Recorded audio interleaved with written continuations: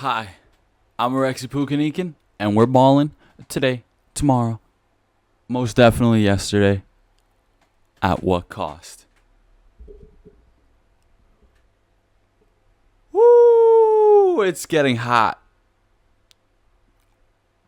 Woo! It's getting hot. Because what did I tell you? What did I look over there? What did I tell you? What I called it from the get-go. I had this hunch. I had this not even gut feeling. It's like an intestine feeling. Not even just, it was like like my small intestine was just telling me, okay, this is the one you gotta go with. Because the champions, I'll tell you, once you win a couple of those championships, you really gotta relax then. Because you worked that damn hard to achieve the championship. So by the time you got a couple of those at home, you're like, okay, summer holiday is coming up. I really need to get this weight off my shoulders. That's how it is. So that's why we got the result that we got throughout Spa, throughout qualifying and the race, because once you've reached that level of champion, you're going to want to take the summer holiday a lot more easier. These young guns, they got so much energy. They in a way, they don't have as much to lose. So they're not worried about summer holiday. They're probably thinking, summer holiday, what the fuck is that? I'm just gonna go get massages, maybe a little bit more, but I'm back to going to work, back to studying, so I could do better after the holiday. Well, not Lewis Hamilton, not Max Verstappen. They understand that, okay, the only way to relaxation and rest, only way to do a little bit of that R&R is to fucking just do as well as possible throughout the race weekend. So then the summer holiday, I did that. Now I can't. You ball it, and then now the cost. Ooh, let me relax a little bit. That's what you understand a little bit more once you've reached that championship level. But that's how it went. It was rainy throughout Friday and Saturday, like it usually is in Spa. It's usually rainy or very likely to rain. So it was rainy throughout Friday, throughout qualifying on Saturday. And the way qualifying went down, it was rainy, so it was, it was pretty even. It was anyone technically could have really snatched up pole. Cars are already pretty, all of them are pretty competitive to be able to get a pole, especially in the wet weather conditions. So yeah, it was a wet racing, and then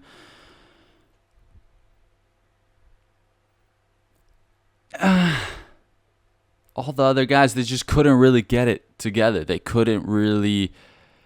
And I think what helped me on my prediction for Saturday for the pole position, look, there was a little bit of iffy. Look, listen, if anything, with Formula One throughout the weekend, throughout Spa, it was all just fake news. Everything is fake news. It's all just propaganda. It's all just legacy media lying to you. That was kind of what Saturday was like, because first Max Verstappen, he got hit with a 10-place grid penalty for the Grand Prix.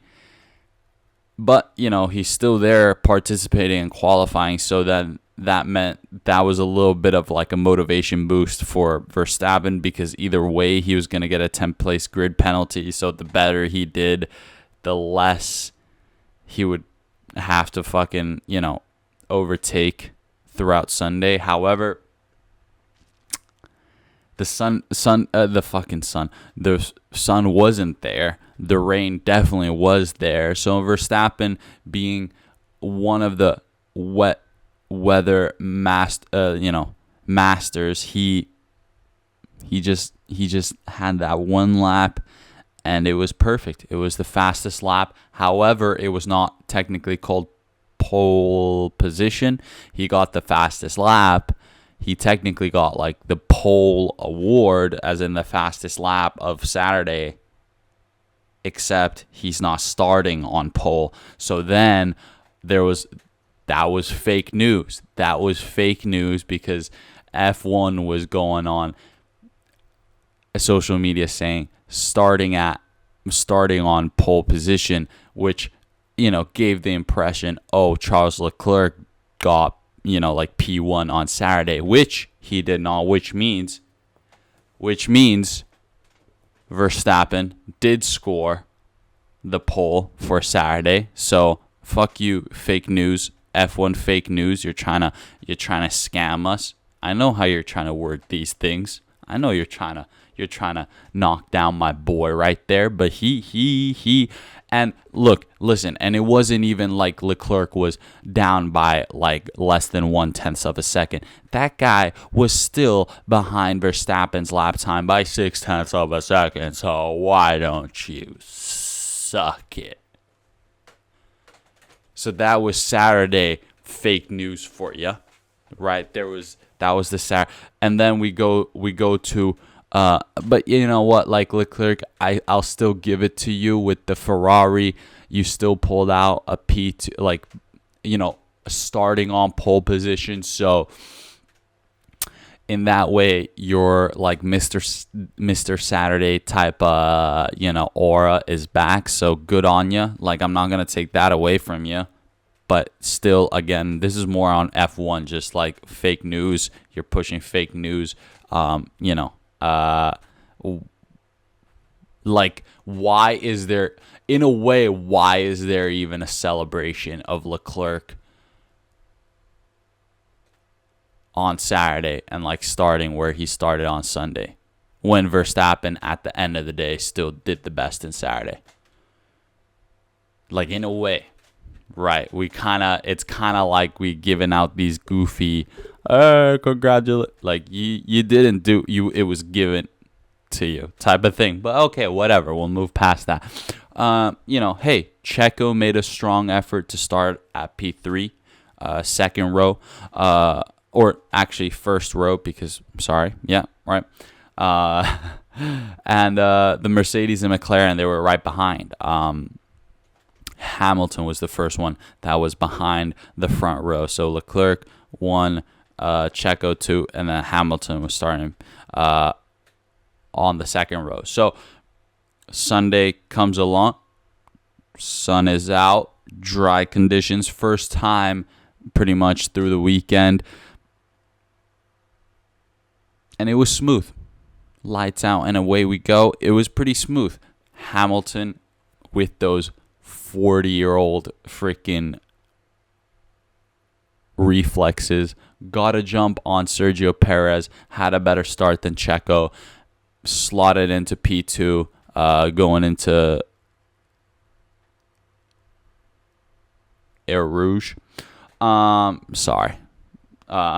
It's just, come on, just give the props to me. I'm trying to learn these fucking tracks, okay? These names and shit. Radion, whatever. And